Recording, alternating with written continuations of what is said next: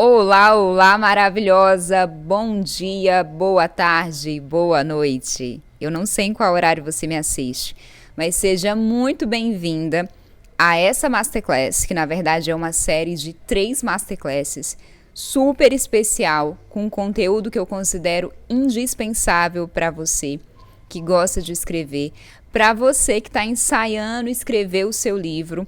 Então fica aqui comigo que essa sequência de masterclasses vai te ajudar demais. Eu já quero começar fazendo alguns combinados com você.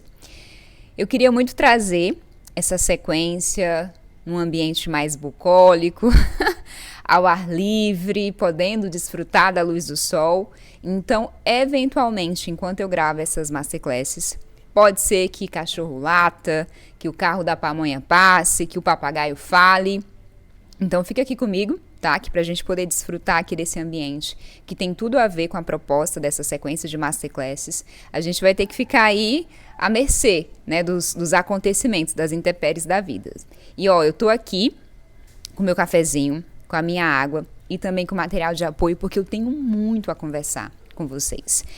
Nessa primeira masterclass, a gente vai conversar bastante sobre narração. Na próxima, a gente vai falar bastante sobre descrição. E na próxima, a gente vai falar bastante sobre diálogo. Por quê? Porque narração, descrição e diálogo são o tripé da escrita. Esse é um conceito com o qual eu tive contato pela primeira vez quando eu li a obra de Stephen King sobre a escrita, onde ele fala, né, sobre o processo criativo dele. Ele explica bastante sobre a forma como ele escreve os livros dele, e eu achei fantástico esse conceito, esses 3 elementos constituintes de uma obra que estão ali presentes.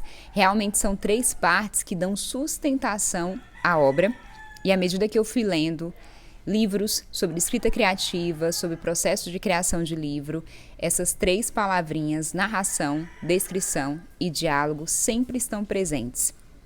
Porque são recursos que nos ajudam a construir a nossa história, a escrever o nosso livro. Vou falar um pouquinho sobre cada um, vou só trazer a definição rápida de cada uma e depois já vou embarcar no tema da nossa Masterclass, que hoje é a narração, ok? Então, o que é narração? Narração é você levar a história de um ponto A até um ponto B. Então é isso, né? Você realmente contar o desenrolar dos acontecimentos para poder levar a história do ponto A ao ponto B. O que é a descrição? A descrição é o que cria a realidade sensorial da história. É o que ambienta a história. E o que é o diálogo?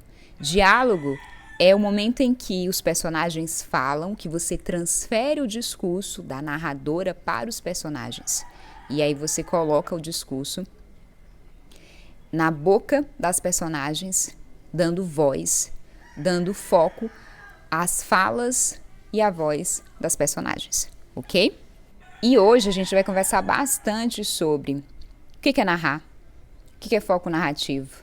Vamos refletir e falar sobre os tipos de narradoras, quais são as qualidades de uma boa narração, e vamos fechar a conversa de hoje comigo trazendo um exemplo para vocês, para ajudar vocês a fixar essa conversa de hoje, tá bom? O que é narrar? Então, eu já falei que narrar é contar e relatar os acontecimentos. E eu quero que você lembre bastante dessa palavra acontecimento, porque ela também é muito importante para a construção da história. Então, quando você narra, você está relatando os acontecimentos. É importante que você foque nesse relato do acontecimento, porque o acontecimento, ele dá dinamicidade para a história. Só que no momento em que nós narramos, nós enquanto narradora, também realizamos digressões. Digressões como assim? A gente também divaga. Sabe aquele momento que você está lendo a história e você percebe que a narradora parou para refletir, parou para ter uma memória, para lembrar de algo, ela parou para fazer reflexões, ela parou para discursar, ela parou para resgatar memórias. Esse processo se chama digressão e ele também faz parte do ato de narrar. Mas é importante que você sempre lembre que a função maior da narração é dar andamento à história. E que é importante, para dar andamento à história, que você foque nos acontecimentos, nesse relato da sequência de acontecimentos que movimentam a história. E aí, ao longo desse processo de relatar, volta e meia você faz digressões, seja refletindo, seja lembrando, seja discussando. São pitadas. Imagina que as digressões são pitadas ali, até mesmo te ajudando no processo de se caracterizar enquanto narradora perante a leitora. Mostrar para a narradora o que você pensa, quais são suas memórias, sobre o que você está refletindo à medida que você conta a história. Mas nunca esquecendo de focar nesse relato dos acontecimentos principais, ok? E a depender de quem conta essa história, você apresenta uma perspectiva e um foco narrativo para a leitora. Então agora a gente vai falar um pouquinho sobre foco narrativo e sobre tipos de narradoras. Então, para onde eu estou mirando? No que eu estou focando?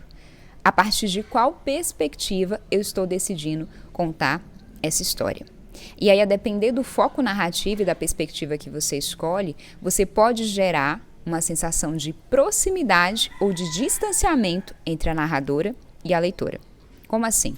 Imagina o seguinte: você está escrevendo um livro e você decide contar a história. Você decide que essa história será contada por uma pessoa que participa da história, que seria a narradora personagem. No momento que você decide isso, você gera proximidade. Como aquela pessoa participa da história, ela está envolvida. Existe um nível de envolvimento maior. Então, naturalmente, você vai gerando proximidade entre a narradora e a leitora. Mas pode ser que você decida contar essa história a partir da perspectiva de quem apenas observa, que é a narradora observadora. Quando você toma essa decisão, você já começa a gerar um distanciamento. Porque a pessoa que observa, ela está mais interessada em narrar o que aconteceu, não em contar como ela se sente, porque ela nem sabe, ela não participou da história. Então você já vai gerando um distanciamento. E pode ser que você decida contar essa história a partir de um ponto de vista de alguém que tudo sabe, tudo vê, que é a narradora onisciente. E aí entra um terceiro ponto, que é: se a narradora tudo sabe, tudo vê, pode ser também que aconteça um distanciamento, ela não está participando da história, mas você abre a possibilidade de dar amplitude e profundidade para essa contação da história, para essa narração. Porque a narradora onisciente tudo sabe, tudo vê. Então ela pode mergulhar nos pensamentos das personagens, ela pode falar o que se passa no fluxo de consciência das personagens, ou ela pode não falar sobre isso, ela pode apenas ficar ali por conta da cobertura em amplitude de toda essa história. Mas aí é bacana, e a gente vai falar mais sobre isso, lembrar que essa narradora onisciente, ela conhece a história em sua totalidade.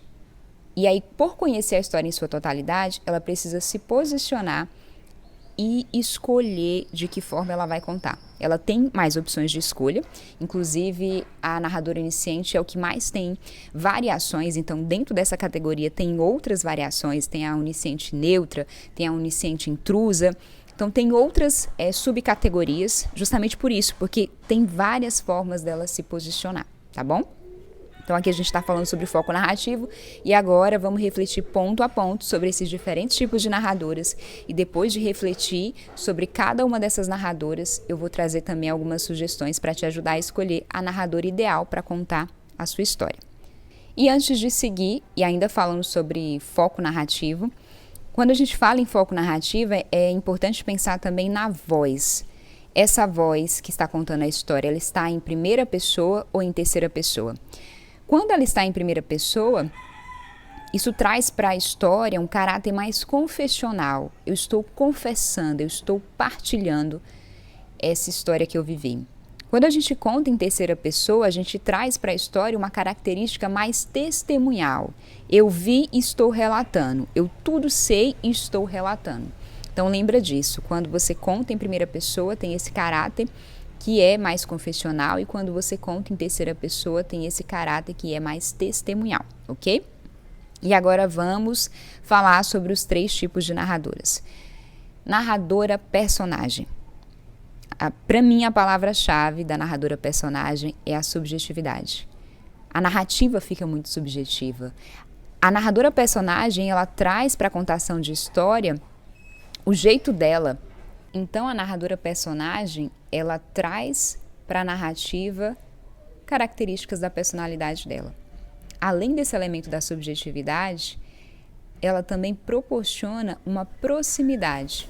Como ela já participa da história e ela vai, à medida que ela relata, ela vai também falando das experiências, de como ela sentiu, das sensações, ela vai compartilhando os pensamentos dela, ela se faz mais presente na história. Isso gera também uma proximidade entre a narradora personagem e a leitora. Mas ela tem uma visão limitada. Então, como ela está contando a história dela a partir da perspectiva dela, ela tem uma visão limitada. Ela não sabe, por exemplo, o que se passa nos pensamentos dos outros personagens. Ela pode deduzir, ela pode supor, inclusive ela traz isso para a narrativa. Ela vai falando do que ela viveu no passado, ela vai falando do que ela sente no presente, ela inclusive pode fazer projeções de futuro e trazer isso para a narrativa. Então, essa é a narradora personagem e existem 2 subcategorias. Existe a narradora personagem protagonista e existe a narradora personagem testemunha. A protagonista é quando a narrativa gira em torno dela, a história que ela está contando é a história dela. E a narradora personagem testemunha é quando é uma pessoa coadjuvante que participa da história, que tem uma relação próxima com a protagonista, mas a história não gira em torno dela. Então, ela está ali participando, mas a história não gira em torno dela. E aí ela vai contando, ela tem que ter uma proximidade com a protagonista para ela poder ter um conhecimento razoável, considerável dos fatos e poder ir narrando isso, tá? Agora falando um pouquinho sobre a narradora observadora. Isso é um detalhe, a narradora personagem é narrativa em primeira pessoa. Narradora observadora é narrativa em terceira pessoa. Ela não participa da história, ela apenas observa e ela conta a história a partir do que ela observa. Então, quando a gente opta pela narradora observadora, aí você já gera um distanciamento entre a narradora e a leitora. É uma narrativa mais focada nos fatos, no que ela viu. É testemunhal, como eu já comentei, então fica ali com aquele caráter que é mais testemunhal, eu estou relatando o que eu vi. E existe esse distanciamento. Dentre todos os tipos de narradoras, a que menos é escolhida, a mais incomum, é essa segunda, que é a narradora observadora. Então existem poucas histórias com narradora observadora. E agora, por fim, narradora onisciente. Aquela que tudo sabe, aquela que tudo vê, aquela que pode contar a história em amplitude, em profundidade. Também é uma narrativa em terceira pessoa e existem 2 subcategorias sobre as quais eu quero comentar, se tratando da narradora onisciente. A gente tem a narradora onisciente neutra, que é a mais comum, e a gente tem a narradora onisciente intrusa. A neutra é aquela que só conta a história, ela não emite opiniões sobre essa história. E a intrusa é aquela que conta a história, mas que emite opiniões, que muitas vezes toma partido, sabe? Então ela gosta ali de dar também, de se fazer presente em personalidade, mesmo não participando da história. Ela emite opiniões ali, Tudo sei, tudo vejo, então deixa eu emitir algumas opiniões também. E agora eu tenho uma sequência de considerações e pontuações para te ajudar a escolher a narradora ideal para contar a sua história. Eu aproveito para comentar que eu gravei um Reels falando sobre os tipos de narradoras. Foi um Reels mais focado em compartilhar o meu processo criativo enquanto eu escrevia um dos contos de Mulher Esfinge e aí trazendo correlações entre o meu processo criativo e os tipos de narradoras. Aqui eu estou sendo mais objetiva nessas pontuações, nesses reforços de, ter posse dessa informação, levar isso em consideração, te ajuda a fazer uma escolha mais assertiva do tipo de narrador ideal para contar a sua história. Primeiro, é você lembrar que narradora, essa voz que conta a história, é uma voz fictícia. E quando eu te falo isso, que é uma voz fictícia, é para você dissociar a autora de narradora, é para você entender que você pode construir uma personalidade própria da sua narradora, que a narradora do seu primeiro livro pode ter uma personalidade diferente da narradora do seu segundo, do seu terceiro livro. Então, qual é a personalidade dessa narradora? Se ela é uma criação fictícia, como ela é? Ela é uma voz fria, ela é uma voz calorosa, ela é uma voz que gosta de emitir opiniões, ela é uma voz que quer participar da história, ela não quer participar da história, ela gosta de detalhar, ela gosta de ser objetiva, de ser sucinta. Como é a personalidade dessa narradora? Você tem liberdade para construir a personalidade da sua narradora, ok? Segunda consideração super importante. A escolha da narradora está diretamente relacionada com a proposta da obra. Quando eu falo de proposta da obra, eu estou falando de você parar e pensar sobre o que esse livro conta. Esse livro vai falar sobre o quê? Quais são os significados que eu desejo trabalhar nesse livro? Qual é o sentido maior desse livro? Qual é a mensagem? Qual é a proposta da obra? No momento que você tem clareza disso, da proposta da obra, você consegue escolher de modo mais assertivo a narradora que melhor dá conta dessa história, porque você vai conseguir perceber as possibilidades e limitações que cada narradora te traz e o que mais importa. Exemplo para facilitar o entendimento. Eu estou contando aqui uma história que é importante que exista uma proximidade entre a leitora e a narradora. Então, nesse caso, uma narradora personagem daria conta da história com muito mais excelência. Não, eu estou contando uma história aqui que é uma narradora que observa, ela pode trazer um elemento de suspense, de mistério.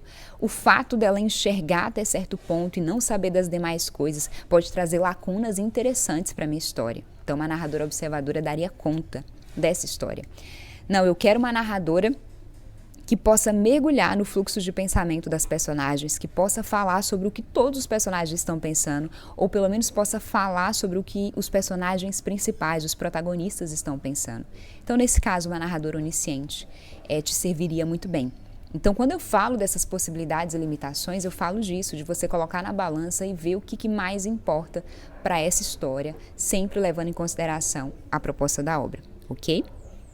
Além disso, para fechar, reflita também sobre a personalidade da narradora, sobre os interesses, sobre as intenções, sobre as pretensões, sobre as opiniões, sobre os pontos de vista. Brinca com a narradora. Eu estou fazendo muito isso nesse livro Mulher Esfinge. Eu estou brincando muito, eu estou passeando pelos vários tipos de narradora, pela personagem, pela onisciente, pela observadora, porque eu também estou percebendo como é que a minha voz se manifesta a depender do tipo de narradora que eu escolho.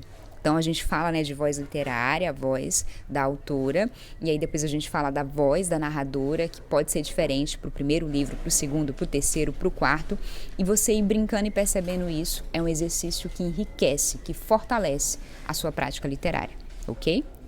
E agora, já nos encaminhando para o final, e eu espero que você esteja gostando dessa Masterclass, tá?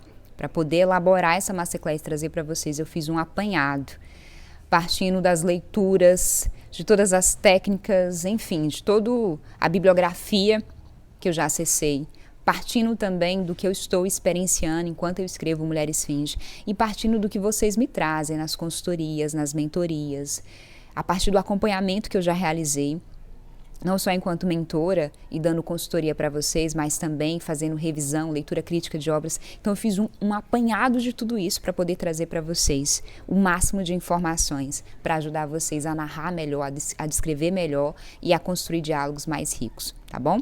Então o que não pode faltar numa boa narração? Esse é o tópico da vez. O que faz uma narração ser envolvente? Qualidades chaves de uma narração. Primeiro, eu separei 6 pontos. Fluidez. Fluidez. De todos os 6 pontos, se eu tivesse que escolher um, fluidez. A narrativa ela tem que andar. Lembra que lá no comecinho da Masterclass eu falei sobre o acontecimento, sobre a narrativa focar no acontecimento, porque é isso que vai dando dinamicidade? Então, sempre que você estiver escrevendo um livro, se pergunta, a minha narrativa está andando? Ou ela parou? Ela estacionou? Então, essa fluidez precisa andar de um acontecimento para o outro. E aí você vai encadeando esses acontecimentos, você vai dando liga entre os acontecimentos para que eles façam sentido. Aí a gente já entra na segunda qualidade de uma boa narração, que é essa coerência. Então imagina o seguinte, quando você conta uma história, você faz combinados com a sua leitora, que é o que a gente chama de contrato de leitura. Também gosto de falar bastante sobre isso, né? Contrato de leitura. Eu estabeleço um contrato de leitura. Eu viro para a leitora e falo assim, ó, eu tô te contando uma história e eu quero que você tome como real tudo isso que eu tô te falando dentro do universo criado. Então, isso vale para ficção e não ficção. Se eu tô ali contando uma história que é fantasia, eu falo para ela, dentro desse universo que eu criei, eu quero que você tome isso como real. Eu quero que você mergulhe nessa história. E aí, para que a pessoa possa tomar como real, isso tem a ver com verossimilhança, né, com esse senso de real, você sentir que aquilo é real, a lógica precisa estar muito bem estabelecida. Precisa ter uma consistência, a forma como você vai amarrando os detalhes, desde a questão da ambientação, até os personagens, a forma como eles se relacionam, como que eles se cruzam, sabe? Toda essa construção, ela precisa ter coerência e consistência. Então, fluidez, coerência e consistência. É sobre lógica mesmo, é sobre a forma como eu amarro isso precisa ter lógica, isso precisa fazer sentido, tá? Terceiro ponto, presença de conflito. Uma boa narrativa, ela tem conflito. E aí, quando a gente fala sobre conflito, além de ser um dos elementos constituintes da estrutura narrativa, eu estou preparando uma masterclass para vocês sobre isso, que vai ser super completa, falando de estrutura narrativa. O conflito, ele faz parte da estrutura narrativa, aí eu trago ele para vocês como uma qualidade de uma boa narração, porque além do conflito em si, então, eu construo uma história em torno de um conflito, porque é o conflito que movimenta a história. A gente tem ali a situação inicial, aí vem o conflito, muda os rumos da história para a gente poder encaminhar para o desfecho. Além do conflito estar ali no centro da narrativa, a gente precisa ir construindo conflitos durante o desenrolar dessa narrativa. Então, eu estou falando não só do conflito central, mas sim de você ir trabalhando o inusitado, o inesperado dentro da história de você e tratando de surpreender a leitora enquanto você conta essa história. E esse surpreender, ele pode acontecer não só por você trazer situações inusitadas, mas por você também ir dosando bem o quanto você mostra e o quanto fica suspenso. Então, quando eu falo dessa presença de conflito, eu falo sobre isso, né? Sobre você trabalhar essa dosagem entre o que eu vou revelando e o que está oculto. Porque é isso que vai sustentando a narrativa. O dito e o não dito. Imagina o seguinte, eu estou aqui contando uma história para a leitora. E a leitora está lá, do outro lado. E se imagina no lugar da leitora. Cara, essa história está muito boa. Eu estou gostando do que a narradora está me contando. E eu estou doida para saber o que vai acontecer nos próximos capítulos. Então ela fica com essa vontade de saber o que vai acontecer nos próximos capítulos. Ela fica suspensa na narrativa. Isso só é possível pela presença do conflito. Ela está sempre ali na expectativa de algo vai acontecer e vai me surpreender. Algo vai acontecer e vai mudar os rumos dessa história. Sabe? Então, essa presença de conflito, ela é sobre isso. Então, a gente já falou sobre fluidez, falamos sobre coerência, falamos sobre presença de conflito e agora clareza na exposição dos fatos. Então, imagina o seguinte, se ela não entende o que está acontecendo, se você não consegue expor para ela de uma forma clara, ela não consegue mergulhar. Ela vai ficar parando toda hora porque ela vai, tá confuso. Não, peraí, não entendi. A pessoa, ela foi para a esquerda ou foi para a direita? A personagem foi para a esquerda ou foi para a direita? A personagem disse sim ou disse não? O que aconteceu aqui? Então, essa clareza na exposição dos fatos, ela é indispensável. Vou dar um exemplo aqui. Você está contando uma história sobre uma personagem que vai viajar e, no percurso, ela sofre um acidente que muda completamente a experiência de viagem dela, mas não apenas isso, transforma ela. Então, você tem aí 3 acontecimentos. O primeiro acontecimento é ela indo viajar, o segundo acontecimento é o acidente e o terceiro é essa transformação que ela vivencia. Então, como é que eu vou levar do ponto A para o ponto B, do ponto B para o ponto C? Essa exposição dos fatos, dos acontecimentos. É importante que seja feita com clareza, tá bom? Já seguindo aqui para o final, além disso, linguagem alinhada com a proposta da obra e precisão na escolha dos fatos narrados. E a precisão tem a ver com a clareza. Então, linguagem alinhada com a proposta da obra. De modo geral, a gente sabe que optar por uma linguagem mais emocional costuma prender a atenção da leitora. Mas é interessante que você alinhe a linguagem com a proposta da obra. Então, muitas vezes, a sua obra ela pode pedir por uma linguagem que seja mais objetiva, que não seja assim tão emotiva. Que linguagem a minha obra pede? E como eu estou na escrita de um livro que é de contos, eu percebo isso nitidamente de um conto para o outro. Existem contos que me pedem uma linguagem mais emocional, existem outros que me pedem uma linguagem realmente mais fria, mais seca, mais acelerada. Perceba isso. Que linguagem é essa que a proposta da obra me pede? Escolha de linguagem tem a ver com o cenário no qual essa história se passa. Escolha de linguagem tem a ver com o perfil dos personagens, com a caracterização dos personagens. Escolha de linguagem tem a ver também com a época na qual essa história se passa. Então, tudo isso influencia nessa linguagem. Por isso que linguagem alinhada com a proposta da obra. E para fechar, precisão na escolha dos fatos narrados. Se você amontou uma sequência de fatos que não tem peso, que não tem relevância para o andamento da história, isso pode deixar a história monótona. Então, seja precisa na escolha dos fatos narrados, principalmente para aquelas que estão narrando fatos da vida. Porque é muito difícil você pensar, você selecionar quais são os fatos da sua vida que são mais relevantes para aquele livro que você está contando. Então, seja seletiva, seja criteriosa toda vez que você estiver escolhendo um fato que vai entrar na sua história. Esse fato ele tem peso para o andamento da história. Então, isso que é essa precisão na escolha dos fatos narrados. E quando você é precisa na escolha dos fatos narrados, você também consegue expor com mais clareza esses fatos, você consegue expor com mais clareza de que forma esses fatos, esses acontecimentos se conectam. Então, seja precisa. E precisão, de modo geral, é uma qualidade literária. A gente tem isso na Masterclass de atributos de literariedade. Tá bom? Então, aí, 6 pontos. Vou recapitular, porque são super importantes, tá? Primeiro, fluidez. Segundo, coerência.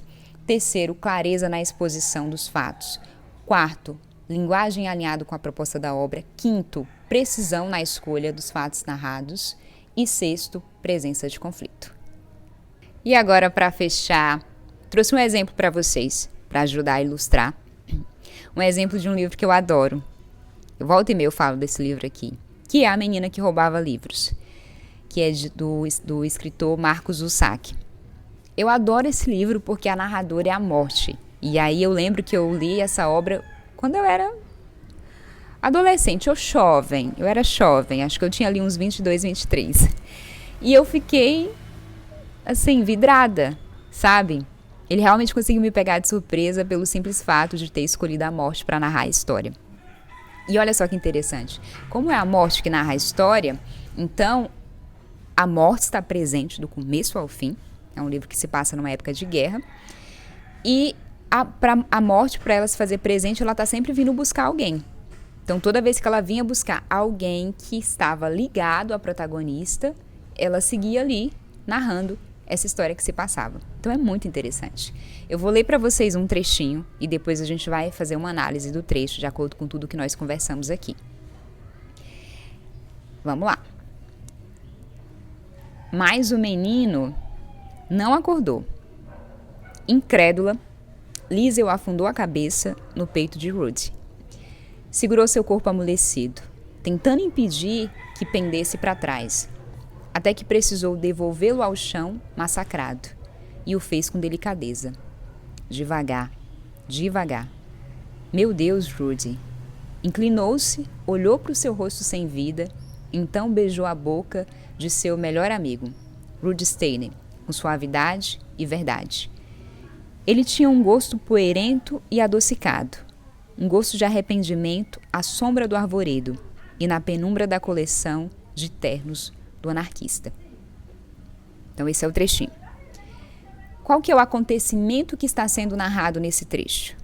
Aqui nesse trecho, a morte está falando da morte de um dos personagens, que é o melhor amigo da protagonista. E aí, nesse trecho, a gente pode perceber, primeiro, a fluidez. Então, ela vai contando ali quais foram as atitudes da personagem frente àquele acontecimento, a morte do amigo dele, e vai contando a forma como ela, né, se movimenta, como que ela reage emocionalmente. Então, existe essa fluidez que dá andamento para a história. Além disso, existe essa clareza na exposição do acontecimento. A linguagem está alinhada com o momento. Então, como é um momento triste, né, como é um fato que tem impacto, você vê, né, que ela mostra a reação física, mas a reação emocional. Tem um impacto emocional. Esse fato que acabou de acontecer tem um impacto emocional para a personagem, para a protagonista. E é o melhor amigo dela. Então, outras pessoas morreram, tiveram menos impacto. Mas agora quem está morrendo é o melhor amigo dela. Então, isso tem um peso maior. A narradora também, ela vai expondo, né, essas sequências de ações físicas, trazendo exemplos aqui, né? Afundou a cabeça no peito dele, segurou o corpo, inclinou-se e beijou. São reações. Então, ela traz isso ajuda a visualizar. E essa resposta emocional, ela é incrédula, né? A protagonista incrédula, é ela falando que aquele último beijo tinha gosto de arrependimento. Então, tudo isso são qualidades que fazem com que a gente consiga visualizar, que a gente consiga se envolver e entender. Então, você entende, você visualiza e você se envolve. E tudo isso é desdobramento das qualidades de uma boa narração. E aí, para fechar, olha, esse material aqui, ele ficou muito completo, tá? Assista e veja também o material de apoio. Quando você estiver escrevendo o seu livro, eu quero que você faça o seguinte exercício. Eu quero que você se pergunte: o que esse momento da narrativa pede de mim? Imagina você lá escrevendo seu livro, né? Listou a sequência de acontecimentos, estou aqui narrando esse acontecimento. Sempre se pergunta: o que esse momento da narrativa pede de mim? Então, por exemplo, se for uma cena de luto, aquele momento da narrativa vai te pedir uma construção de uma aura de pesar, de dor. Se for uma cena de beijo, se for um acontecimento excitante, ele vai pedir que você traga essa aura excitante, né, de tesão, de sedução, de frio na barriga. Se for uma cena de assalto, vai te pedir para construir uma aura de suspense, de susto, de medo. Então, sempre se pergunta: o que esse momento da narrativa pede de mim? E vai construindo a sua história sempre em resposta a isso, tá bom? Eu espero que você tenha gostado e trazendo diquinhas finais sobre como fazer isso, né? Como construir sempre em resposta ao que a narrativa está pedindo de você. E agora até falando um pouquinho mais sobre o texto, né? É lembrar dos atributos de literariedade. Então, depois dessa aula, volta nos atributos de literariedade, dá uma olhada. Porque é isso, né, gente? A gente entende como constrói o texto. E os atributos que estão presentes no texto, eles estão presentes também no livro, na hora de você construir o livro. Na hora de construir o livro, você lança a mão de tudo isso, você faz uso de tudo isso.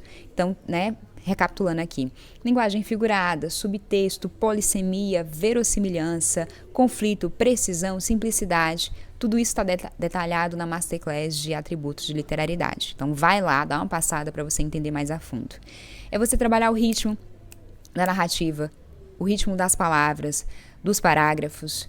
Esse é o momento de acelerar ou desacelerar.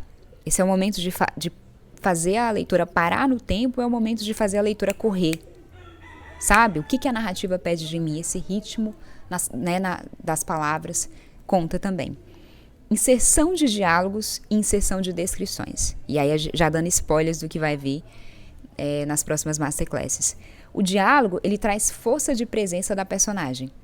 Então, o diálogo, ele faz com que a leitora tenha um contato direto com a personagem.